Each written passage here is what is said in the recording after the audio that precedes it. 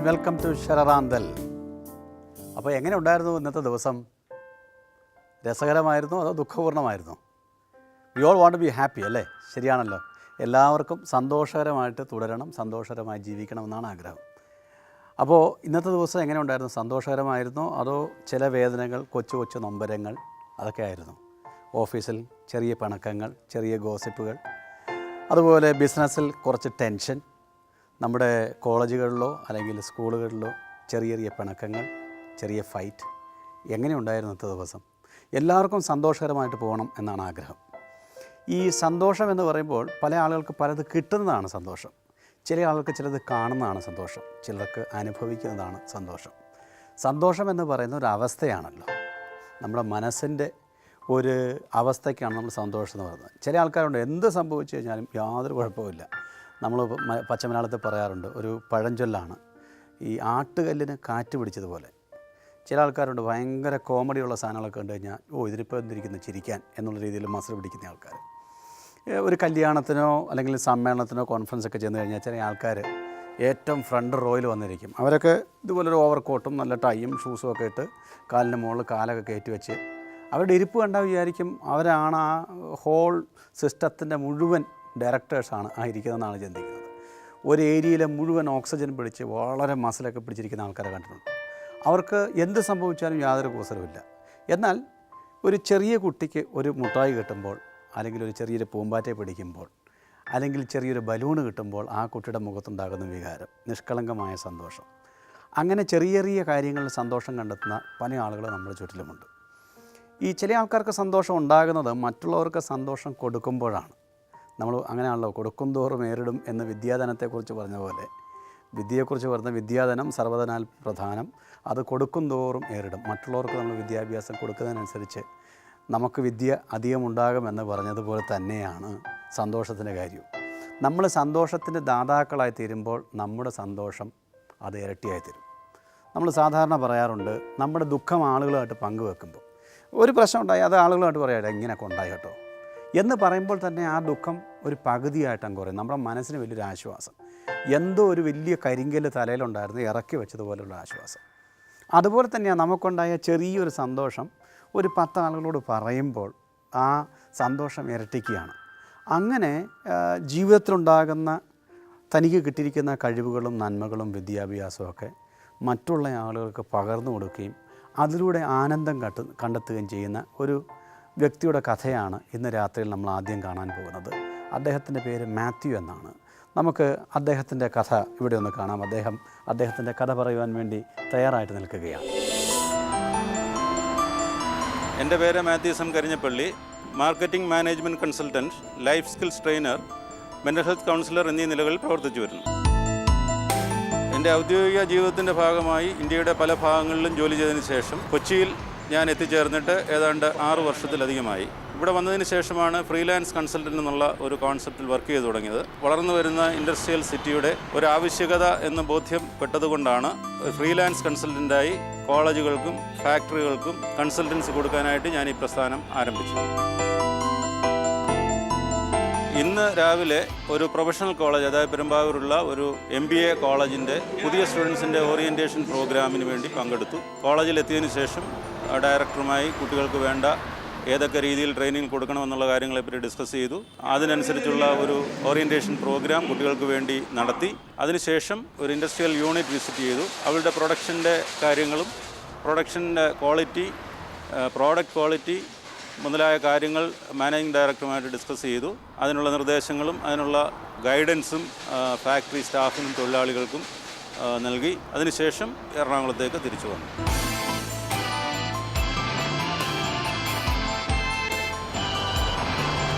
വൈകുന്നേരം ജോലിയൊക്കെ കഴിഞ്ഞ് ഞാൻ വീട്ടിലെത്തുമ്പോൾ എൻ്റെ ഭാര്യയും ജോലി കഴിഞ്ഞ് വീട്ടിലെത്തും. വന്നതിന് ശേഷം രണ്ടുപേരുടെയും ജോലി സംബന്ധമായ കാര്യങ്ങൾ പരസ്പരം ഷെയർ ചെയ്യുകയും വേണ്ട തയ്യാറെടുപ്പുകളൊക്കെ അടുത്ത ദിവസത്തേക്കുള്ളത് രണ്ടുപേരും കൂടി ആലോചിച്ച് ചെയ്യുകയും ചെയ്യും. ഇത് തുടർച്ചയായിട്ട് എല്ലാ ദിവസവും ഞങ്ങളുടെ ജീവിതത്തിൽ സംഭവിച്ചുകൊണ്ടിരിക്കുന്ന ഒരു കാര്യമാണ്. പ്രത്യേകിച്ച് ഞങ്ങൾ രണ്ടുപേരും ഏതാണ്ട് ഒരേ രീതിയിലുള്ള രംഗത്ത് പ്രവർത്തിക്കുന്നതും.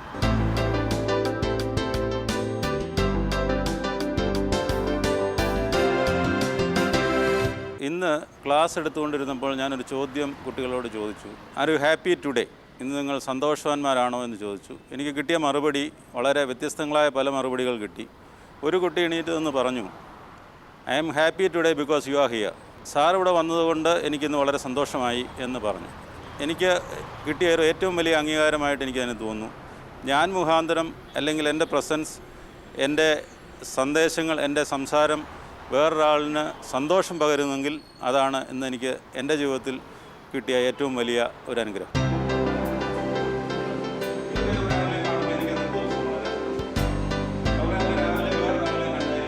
അതുപോലെ തന്നെ ഫാക്ടറി വിസിറ്റിൻ്റെ സമയത്തും വീണ്ടും ചെന്നപ്പോൾ തൊഴിലാളികളുടെ റെസ്പോൺസും അവരുടെ ചലനങ്ങളുമൊക്കെ തന്നെ വളരെ പോസിറ്റീവായിട്ട് എനിക്ക് ഫീൽ ചെയ്തു. അതൊക്കെ മറ്റുള്ളവർക്ക് വേണ്ടി ചെയ്യാൻ കഴിയുന്ന, മറ്റുള്ളവർക്ക് വേണ്ടി ചെയ്തു കൊടുക്കുവാൻ കഴിയുന്ന ചില നല്ല കാര്യങ്ങളാണെന്ന് എൻ്റെ ജീവിതത്തിൽ ഞാൻ വിശ്വസിക്കുന്നു. എൻ്റെ ഓരോ ദിവസത്തെയും പ്രവർത്തനത്തിൽ ഞാൻ പൂർണ്ണമായും തൃപ്തനാണ്. കാരണം വ്യക്തികളിൽ നിന്ന് കിട്ടുന്ന റെസ്പോൺസ്, അതായത് എൻ്റെ പ്രസൻസ് മൂലം, ഞാൻ നേരത്തെ പറഞ്ഞതുപോലെ എൻ്റെ പ്രസൻസ് മൂലം ഒരാൾക്ക് സന്തോഷം കിട്ടുകയോ അല്ലെങ്കിൽ ഒരാൾക്ക് ആശ്വാസം കിട്ടുകയോ ചെയ്യുന്നുവെങ്കിൽ ജീവിതത്തിൽ എനിക്ക് കിട്ടുന്ന ഏറ്റവും വലിയ അംഗീകാരവും ഏറ്റവും വലിയ ആശ്വാസവും അതുതന്നെയാണ്. ഒരുപക്ഷെ ഇന്ന് ഉറങ്ങാൻ കിടക്കുമ്പോഴും എൻ്റെ ചിന്ത അതുതന്നെയായിരിക്കും. നാളെയും മറ്റുള്ളവർക്ക് ആശ്വാസപ്രദമായിട്ട്, മറ്റുള്ളവർക്ക് സന്തോഷം പകരുന്നവനായി എൻ്റെ വാക്കും പ്രവൃത്തിയും ഉപകാരപ്പെടുമെങ്കിൽ അതുതന്നെ എനിക്ക് ഏറ്റവും വലിയ സംതൃപ്തി നൽകും എന്ന് ഞാൻ വിശ്വസിക്കുന്നു. ജീവിതത്തിൽ നമുക്ക് കിട്ടുന്ന അവസരങ്ങളും കിട്ടുന്ന അനുഗ്രഹങ്ങളും മറ്റുള്ളവർക്ക് വേണ്ടി കൊടുക്കുക എന്നുള്ളതായിരിക്കണം നമ്മുടെ ജീവിതത്തിൻ്റെ ലക്ഷ്യം. എനിക്ക് എന്ത് ലഭിക്കുന്നു എന്നുള്ളതല്ല, ഞാൻ മറ്റുള്ളവർക്ക് എന്ത് കൊടുക്കുന്നു എന്നുള്ളതിന് പ്രാധാന്യം കൊടുക്കുകയാണെങ്കിൽ ഒരുപക്ഷേ ജീവിതത്തിൽ നമുക്ക് ഉയരങ്ങളിൽ എത്തിച്ചേരാനായിട്ട് കഴിയും.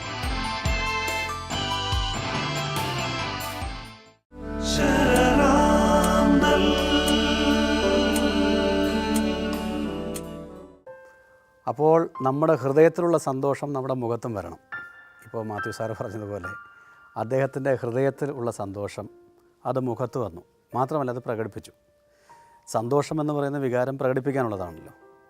ചില ആളുകളുടെ മുഖം എപ്പോഴും മ്ലാനമാണ്. എന്ത് ചെയ്താലും എന്ത് കിട്ടിയാലും സന്തോഷമില്ലാത്ത ഒത്തിരി ആളുകളുണ്ട്. എത്ര കിട്ടിയാലും, ഈ തൂമ്പയുടെ കാര്യം പറഞ്ഞ പോലെ കിളയ്ക്കുന്ന മണ്ണെല്ലാം സ്വന്തം ഭാഗത്തേക്ക് വരുന്ന ചില ആൾക്കാരുണ്ട്. അങ്ങനെ ആളുകളെ രണ്ടായിട്ട് തിരിച്ചിരിക്കുന്നത്, ചിലർ മൺവെട്ടിയും ചിലർ മൺകോരിയുമാണ്. മൺകോരി എന്ന് പറയുമ്പോൾ ഈ സിമെൻറ്റും അതുപോലെ മണലും ഒക്കെ കോരിക്കളയുന്നത്, ആ മൺകോരി ഇങ്ങനെ എടുത്ത് മണ്ണ് എപ്പോഴും അങ്ങോട്ടാണ് കൊടുക്കുന്നത്, മൺവെട്ടി എപ്പോഴും ഇങ്ങോട്ടാണ്. അപ്പോൾ ചില ആൾക്കാർക്ക് ഇങ്ങോട്ട് കിട്ടിയാൽ മാത്രമേ സന്തോഷമുള്ളൂ. ചില ആൾക്കാർക്ക് കൊടുക്കുമ്പോഴാണ് സന്തോഷം. അപ്പോൾ കൊടുക്കുമ്പോൾ സന്തോഷമുള്ളൊരു മനുഷ്യനെക്കുറിച്ചാണ് നമ്മൾ ഇപ്പോൾ കണ്ടത്. ഇനി ഇത് ആത്മീയ വശത്തിലേക്ക് ഞാനൊന്ന് കണക്ട് ചെയ്യാൻ ആഗ്രഹിക്കുകയാണ്. നമുക്ക് തരുന്നവനാണ് ദൈവം എന്ന് പറഞ്ഞാൽ, നമുക്ക് സന്തോഷമുണ്ടാകാൻ വേണ്ടി നമുക്ക് ഏറ്റവും നല്ല ദാനങ്ങളെ നൽകുന്നവനാണ് ദൈവം. അതുകൊണ്ട് തന്നെ സന്തോഷത്തിൻ്റെ ദാതാവ് ദൈവമായിരിക്കണം. He should be the object and subject of our happiness. സംഭവങ്ങളല്ലല്ലോ സന്തോഷത്തിന് നിദാനം. എനിക്ക് ഇന്നലെ വരെ വീടില്ലായിരുന്നു, ഇന്ന് വീട് ഉണ്ട്, അതുകൊണ്ട് എനിക്ക് സന്തോഷമായി. ഇതുവരെ എൻ്റെ മക്കളുടെ കല്യാണം നടന്നില്ല, ഇപ്പോൾ എല്ലാം ഭംഗിയായിട്ട് നടന്നു, അതുകൊണ്ട് എനിക്ക് സന്തോഷം. ഇതുവരെ എൻ്റെ ബിസിനസ് ഡള്ളായിരുന്നു, പക്ഷേ ഇപ്പോൾ നല്ല ബൂമിംഗ് ആണ് ബിസിനസ്, അതുകൊണ്ട് എനിക്ക് സന്തോഷം. അപ്പോൾ സംഭവങ്ങളിൽ മാത്രമാണ് നമ്മുടെ സന്തോഷമെങ്കിൽ അത് സ്ഥായിയായ സന്തോഷമല്ല. പക്ഷേ എന്ത് സംഭവിച്ചാലും സന്തോഷത്തോടെ ഇരിക്കണമെങ്കിൽ അത് അചഞ്ചലമായ ഒരു ഹൃദയം, വിശ്വാസം ദൈവത്തിലുണ്ടെങ്കിലേ പറ്റത്തുള്ളൂ. അപ്പോൾ അങ്ങനെ സന്തോഷത്തിന് വേണ്ടിയാണ് ദൈവം നമ്മളെ വിളിക്കുന്നത്. He calls each of us into a life of happiness. സന്തോഷഭരിതമായ ജീവിതം ജീവിക്കാനായിട്ടാണ് ദൈവം നമ്മളെ നിർമ്മിച്ചത്. അതായത് ദൈവം നമ്മളെ നിർമ്മിച്ചിട്ട് പറയും, അയ്യോ നിനക്ക് നീ ഒത്തിരി ജോലി ചെയ്യണം, കുടുംബത്തെ പുലർത്തണം, സമൂഹത്തിൽ ഇങ്ങനെ ആയിരിക്കണം, അതുകൊണ്ട് നീ ആവശ്യത്തിന് ടെൻഷൻ അടിച്ച് ജീവിച്ചോ, മുഖത്ത് ചിരിയേ വരാൻ പാടില്ല, ഷേവ് പോലും ചെയ്യരുത്, താടിരോമങ്ങളൊക്കെ കിടക്കട്ടെ, അങ്ങനെ മുഖത്ത് മ്ലാനത വരണം, നിൻ്റെ മുഖം ക്രൂരമാകണം, അങ്ങനെ ജീവിതം ഒരു കട്ടപ്പുകയായി നിനക്ക് ഒരു കീറാമുട്ടിയായിട്ട് നീ ദുഃഖിച്ച് എപ്പോഴും കയ്പ് നീരിൻ്റെ അനുഭവത്തിലൂടെ കടന്നു പോകട്ടെ എന്നല്ലല്ലോ ദൈവം പറയുന്നത്. ദൈവം നമ്മളെ സൃഷ്ടിച്ചിരിക്കുന്നത് അവനോടുകൂടെ ജീവിക്കാനും അവൻ തരുന്ന ജീവിതം മതിയാവോളം ആസ്വദിക്കുവാനും വേണ്ടിയാണ് ദൈവം നമ്മളെ സൃഷ്ടിച്ചത്. അങ്ങനെ ഒരു പുഞ്ചിരി നമ്മുടെ മുഖത്ത് തരാൻ വേണ്ടിയാണ് യേശുക്രിസ്തു വന്നത്. അപ്പോൾ യേശുക്രിസ്തുവിൻ്റെ വരവ് പോലും മനുഷ്യൻ്റെ ജീവിതത്തിൽ സന്തോഷം പ്രദാനം ചെയ്യാൻ വേണ്ടിയാണ്. എന്ന് പറഞ്ഞാൽ ഈ ലോകത്തിലെ ഏറ്റവും വലിയൊരു പ്രശ്നം ഞാൻ വിചാരിക്കുന്നത് സന്തോഷമില്ലായ്മയാണ്. ഒരു മനുഷ്യൻ്റെ ജീവിതത്തിൽ സന്തോഷമില്ലെങ്കിൽ അവനെപ്പോലെ ബോറൻ വേറെ ആരും കാണത്തില്ല. ചില ആൾക്കാരുണ്ട് നമ്മുടെ ഓഫീസിലോ അല്ലെങ്കിൽ കമ്പനിയിലോ സ്കൂളിലോ കോളേജിലോ ഒക്കെ ഉള്ള നമ്മുടെ ചില സുഹൃത്തുക്കൾ, അവർ വരുമ്പോൾ തന്നെ ആ രംഗം മുഴുവൻ ശോകമൂകമാകും. എന്നാൽ വേറെ ചില ആൾക്കാരുണ്ട്, അവരുടെ മുഖവട്ടം കണ്ടാൽ മതി അവിടുത്തെ ആ ഹോൾ ക്ലൈമറ്റ് അങ്ങ് മാറും. എല്ലാവർക്കും വളരെ സന്തോഷം, വാംനെസ് അതുണ്ടാകും. നമ്മുടെ ജീവിതം കൊണ്ട് അതാണ് ഉണ്ടാകേണ്ടത്. ടി പത്മനാഭൻ്റെ കഥ പറഞ്ഞതുപോലെ, പ്രകാശം പരത്തുന്ന പെൺകുട്ടി എന്ന് പറഞ്ഞതുപോലെ, സന്തോഷം പകരുന്ന ആണുങ്ങളും പെണ്ണുങ്ങളുമായിട്ട് നമ്മൾ തീരണം. സന്തോഷം പകരുന്ന വ്യക്തികളായിട്ട് നമ്മൾ തീരണം. അങ്ങനെ തീരുമ്പോഴാണ് നമ്മുടെ ജീവിതം അർത്ഥപൂർണ്ണമാകുന്നത്. അങ്ങനെ സന്തോഷം പരത്തണമെങ്കിൽ എൻ്റെ ഹൃദയത്തിൽ സന്തോഷം ഉണ്ടാകണമല്ലോ. എൻ്റെ ഹൃദയത്തിൽ ഇല്ലാത്തത് എങ്ങനെ എനിക്ക് പരത്തുവാൻ കഴിയുന്നത്? ഇപ്പോൾ ഞാൻ എൻ്റെ ഷട്ടിൽ സ്പ്രേ അടിച്ചിട്ടുണ്ടെങ്കിൽ എൻ്റെ അടുത്തുകൂടെ പോകുന്ന ആൾക്കാർക്ക് നല്ല ഒരു സൗരഭ്യം ലഭിക്കും. ഞാൻ വേർപ്പ് നാറുന്നൊരു വ്യക്തിയാണെങ്കിൽ, യാതൊരു സെൻറ്റും പൂശിയിട്ടില്ലെങ്കിൽ, ഒരു സ്പ്രേയും അടിച്ചിട്ടില്ലെങ്കിൽ വൃത്തിയായിട്ടൊരു നാറ്റം മാത്രമേ ആളുകൾക്ക് അനുഭവിക്കാൻ കഴിയൂ. അപ്പോൾ എന്താണോ എന്നിലുള്ളത് അതാണ് ആളുകൾക്ക് കാണേണ്ടത്. അപ്പോൾ സന്തോഷം ഉണ്ടാകണമെങ്കിൽ അത് ഹൃദയത്തിൽ മാത്രം പോരാ, നമ്മുടെ മുഖത്ത് വരണം, അത് നമ്മുടെ ജീവിതത്തിൽ വരണം. പൗലോസ് ശ്ലീഹ ഫിലിപ്പി ലേഖനം 4-ാം അധ്യായം 4-ാം വാക്യത്തിൽ പറയുന്നത്, rejoice in the Lord always and again I say rejoice. സന്തോഷിപ്പിൻ, കർത്താവിൽ സന്തോഷിപ്പിൻ എന്ന് ഞാൻ നിങ്ങളോട് വീണ്ടും പറയുന്നു എന്നാണ്. അപ്പോൾ അത് എഴുതുന്ന സമയത്ത് അദ്ദേഹം ഒരു കാരാഗ്രഹത്തിൽ കിടക്കുകയാണ്. അപ്പോൾ 2 വർഷം കാരാഗ്രഹത്തിൽ കിടക്കുന്ന സമയത്ത് എഴുതിയ ലേഖനങ്ങളിലൊന്നാണ് ഫിലിപ്പി ലേഖനം. അപ്പോൾ അതിൻ്റെ അകത്ത് സന്തോഷിക്കണമെന്ന ആളുകളോട് പറയണമെങ്കിൽ എത്രയോ സ്ഥായിയായൊരു സന്തോഷം അദ്ദേഹത്തിൻ്റെ ഹൃദയത്തിൽ ഉണ്ടായിരിക്കും. അങ്ങനെ ഉണ്ടായിരിക്കാനുള്ള കാരണം ദൈവമായിട്ടുള്ള എപ്പോഴുമുള്ള നിരന്തരമായ ബന്ധം കൊണ്ടാണ്.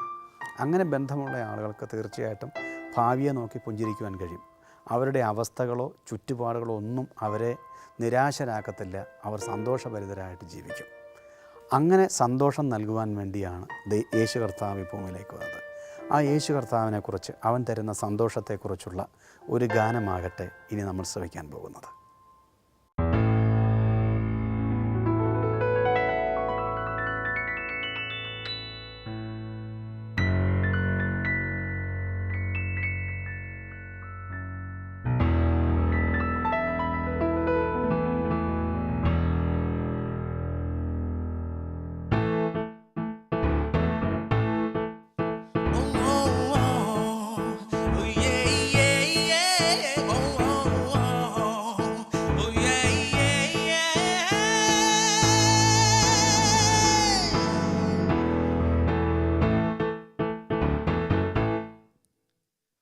സർവജനമേ കേൾക്ക, പുതുരക്ഷ നേടിടാൻ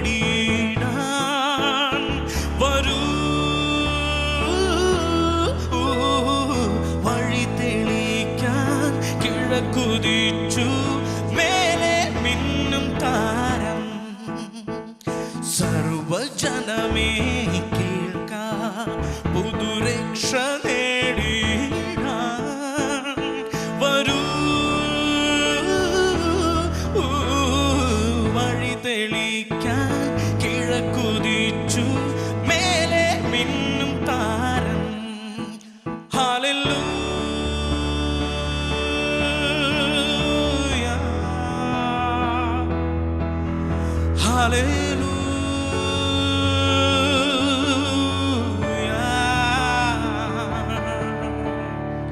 Hallelujah, hallelujah, hallelujah, hallelujah, hallelujah, hallelujah, hallelujah, hallelujah, hallelujah, hallelujah, hallelujah,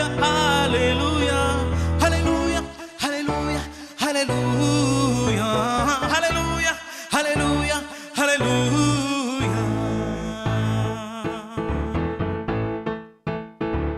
യഹോവയിൽ നിന്നുതിർന്ന ജീവനാളം,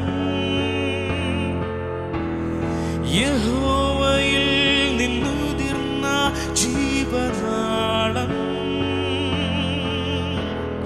തീയായി മഴയായി സ്നേഹമായി ത്യാഗമായി, ഭൂമിയിൽ മർത്യനു രക്ഷ കവചമായി ബേത്ലഹേമിൽ വന്നു പിറന്നിതാ. ഹല്ലേലൂയ, ഹല്ലേലൂയ,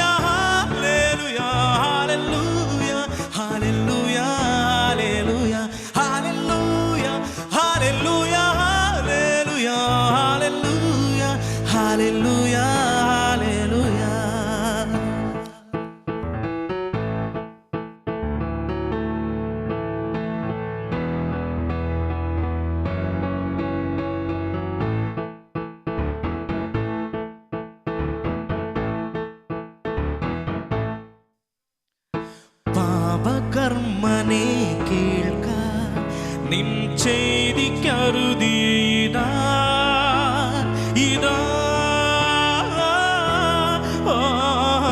ഇരുളിൻ പാതയിൽ പുതുവെളിച്ചമായി വന്നു സർവരാജൻ പാപകർമ്മനെ കേൾക്ക നിൻ ചെയ്തിക്കരുതീതാ ഇതാ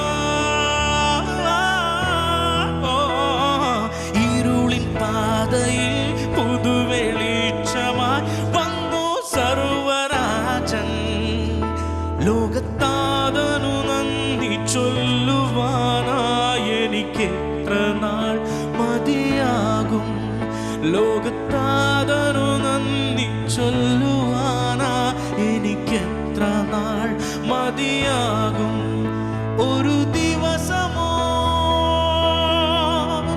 ഒരു വർഷമോ ഒരു ദിവസമോ ഒരു വർഷമോ എൻ ജീവിത നാൾ മുഴുവൻ അതിനായി മതിയാകുമോ